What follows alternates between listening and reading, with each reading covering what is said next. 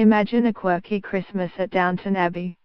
A real fir tree glitters in every room, fires roar and footmen hurry through endless corridors.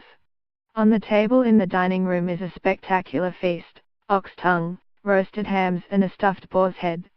The family assembles in the drawing room for pre-dinner view of Cleekwood and finger bowls of almonds and cashews. The children are in the nursery, at least until they are old enough to conduct themselves in the proper manner at the table. This, as you might have guessed, is no ordinary family, for the matriarch with a crown upon her head, made of paper, rather than gold and jewels, is the Queen.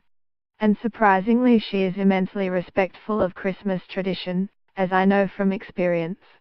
Meghan and the royal family will take their places, although seats are unassigned, even for the Queen, at 1 p.m. sharp.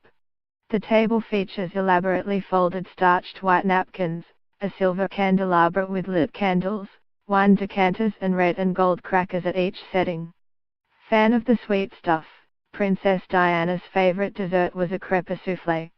For 15 years I was personal chef to Her Majesty and, later, Princess Diana until her death in 1997, catering to the royals over many Christmases and New Years.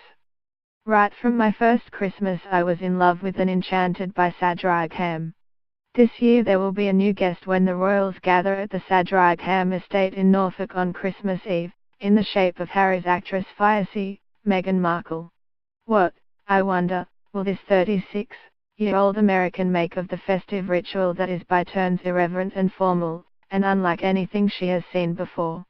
Will Meghan enjoy the meticulously calibrated, somewhat Victorian machine that is the Sadrigham Christmas? Not everyone does.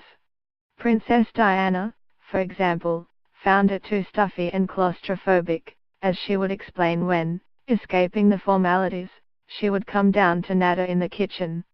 No doubt it will be an eye-opening experience for Meghan, and perhaps for the Windsors, too. Even the Corgis, there were 12 when I was chef, have individual menus, usually involving a rotation of fresh rabbit, beef or chicken with rice and cabbage. Christmas preparations for the royal family start with the menus, which are chosen by the Queen when she arrives at Sadrigham.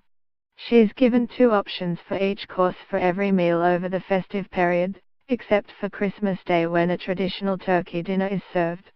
The only forbidden ingredient, at the Queen's request, is garlic, perhaps with its added social effects in mind. Even the Corgis, there were 12 when I was chef, have individual menus, usually involving a rotation of fresh rabbit, beef or chicken with rice and cabbage. We'd jokingly refer to the footman responsible for the dogs, both named Paul, as Doggy 1 and Doggy 2. Often the Queen would make suggestions.